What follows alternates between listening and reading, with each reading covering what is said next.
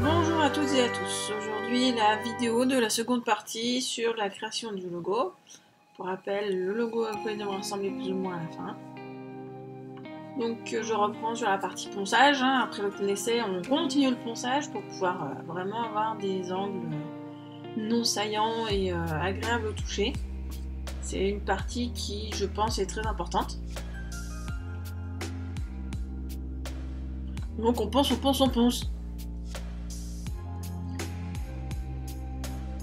On vérifie aussi au passage que chaque cercle se ferme bien correctement afin qu'il y ait le moins de travail à faire sur la finition et le collage et la mise de pâte à bois.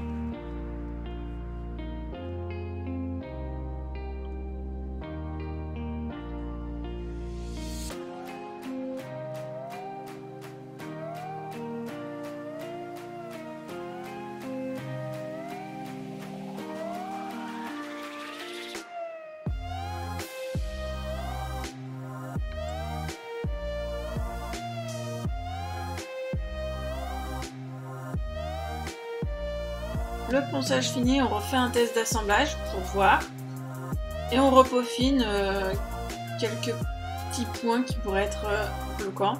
Et enfin, on prépare l'assemblage pour le collage. Donc là, c'est collage colle à bois plus pointe.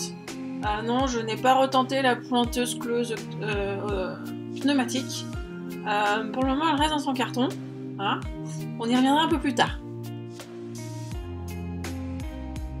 On dira qu'elle m'a laissé un joli petit souvenir, donc on va laisser passer le temps et puis on y reviendra plus tard. Donc je cloue 3 à 4 clous, ça dépend du bois, par demi-cercle. Donc j'en colle, je cloue, je positionne et je cloue. J'ai à chaque fois tourné les cercles pour que ça fasse un rendu un peu plus sympa. On met sous serre bien évidemment. C'est important. On a laissé coller tout ça un petit moment, petite journée. Et on fait un peu de pâte à bois histoire de boucher tous les trous et de faire en sorte que ce soit le plus propre possible. Donc c'est ni plus ni moins qu'un mélange de colle à bois et de résidus de ponçage, du ponçage justement des demi-cercles.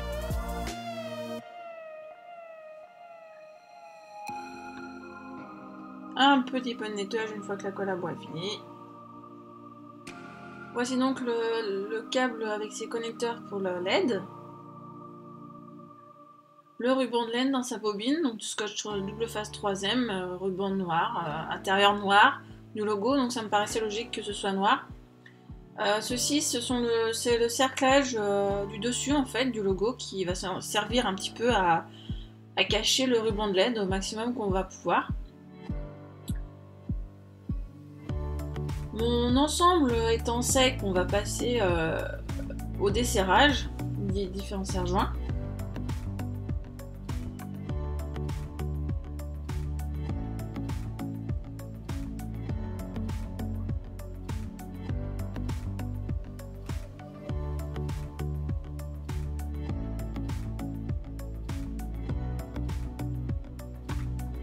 Malgré que ce soit des serre-joints Lidl, ils font mieux leur boulot.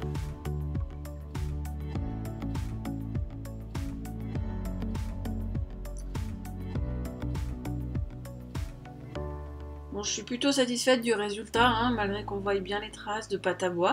Il va y avoir du boulot de ponçage, donc c'est parti pour du boulot de ponçage. J'utilise pour ce faire un disque de 150 sur ma mortaiseuse. Ce qui est plutôt pratique, on va dire, quand on n'a pas de ponceuse à bande ou de ponceuse stationnaire d'atelier. Donc s'ensuit une longue période de ponçage, tant à l'aide de la mortaiseuse qu'à la main, qu'au cylindre ponceur. J'ai pas tout filmé parce que sinon j'en finis pas. Et je vous ai pas tout mis non plus. On change de disque, on utilise différents disques histoire d'avoir un peu plus de grip. Et on fait le ponçage.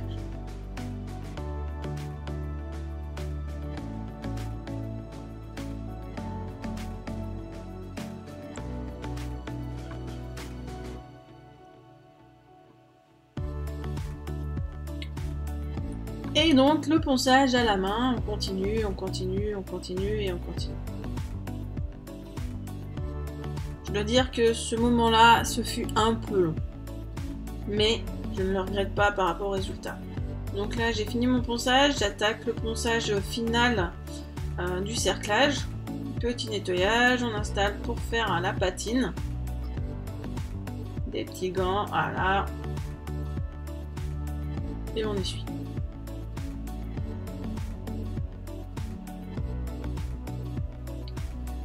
Voilà, mon cercle étant terminé, je m'attaque à l'intérieur. Au départ, il était prévu qu'on laisse l'extérieur en blanc.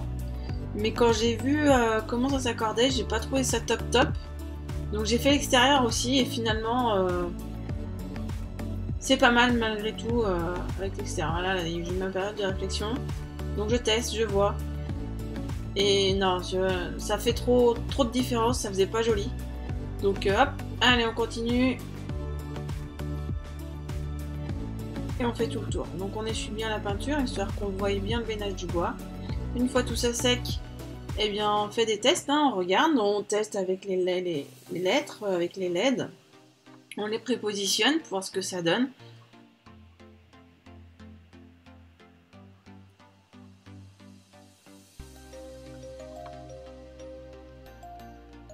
Et on essaye bien sûr pour être sûr que le ruban fonctionne encore. Donc tout fonctionne, on fait un petit test avec les lettres, voilà. Et après vient le moment du collage. Donc on y va mollo, on essaie de respecter une certaine pente. Je ne me souviens plus exactement la pente que j'ai mis. Et voilà, le ruban est collé. On met des petites pinces, des petits serres pour qu'ils tiennent bien sur la longueur, que la colle prenne bien. Là, j'ai poncé un petit peu la peinture pour que j'ai une bonne accroche quand je vais fixer mon plateau. Et là, donc, je détermine l'emplacement pour la sortie du ruban, pour pouvoir ensuite positionner et brancher le ruban au courant.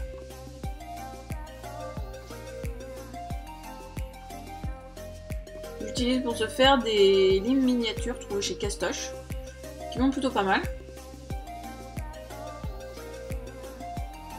Elles m'ont permis de vraiment affiner le trou afin qu'il soit pas trop gros ni trop petit, histoire que le ruban passe correctement sans qu'il y ait de casse.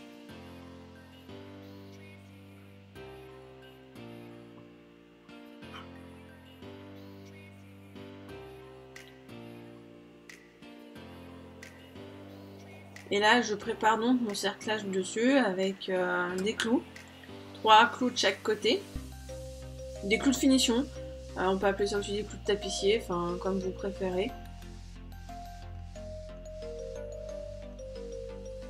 Donc maintenant, je vais préparer mon fond, donc je pré-cloue avec des clous sans tête, toujours à la main. J'ai abandonné la cloueuse pneumatique pour le moment.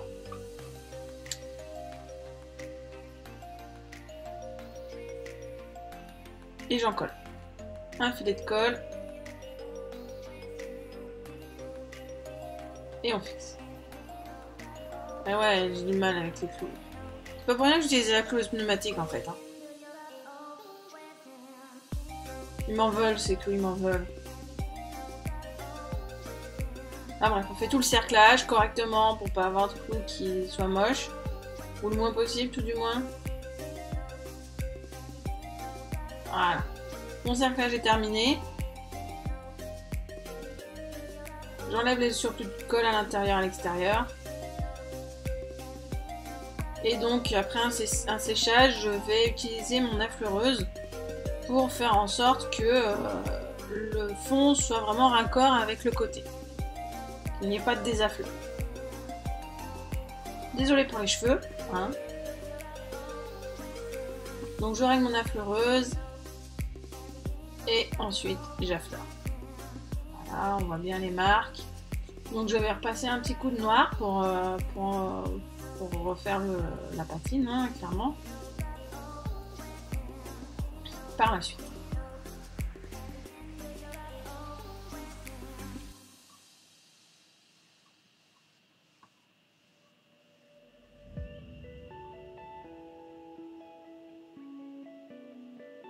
Avant, bien sûr, on fait un petit ponçage histoire que tout soit propre.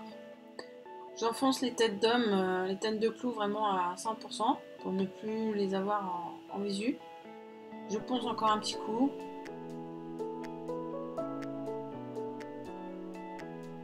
Un peu de nettoyage.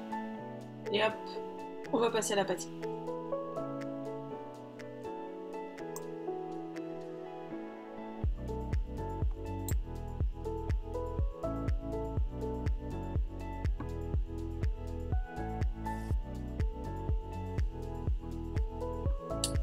Et bien sûr, collage des lettres.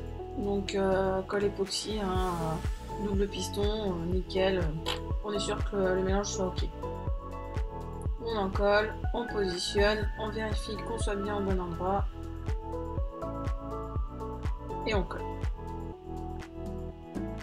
De même pour les 3 lettres.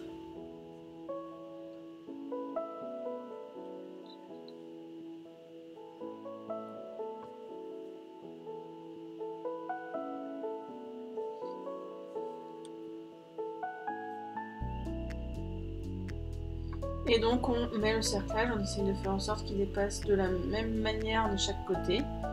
Un petit cerclage de colle toujours, histoire d'être sûr. On présente, on vérifie et on colle. Voilà, c'était plus facile hein, avec ces clous là, hein. Même si ils ont été un peu récalcitrants parce qu'ils voulaient pas se mettre au joulet, mais j'ai réussi. Voilà ce que ça donne une fois, on va dire presque fini. Il reste la finition. J'ai choisi d'utiliser la cire d'antiquaire d'Oliberon, la Black Bison pour être précise, donc j'ai juste oublié de filmer la partie polissage. Donc j'ai fait une application de la cire, puis j'ai poli avec une brosse douce.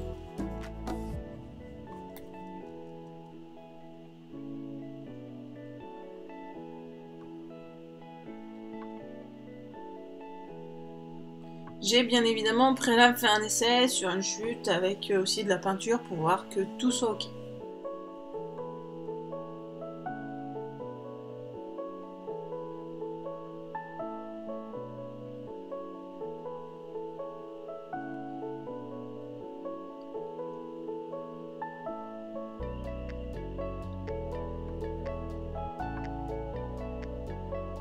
Et voilà le résultat, donc une fois allumé, non allumé.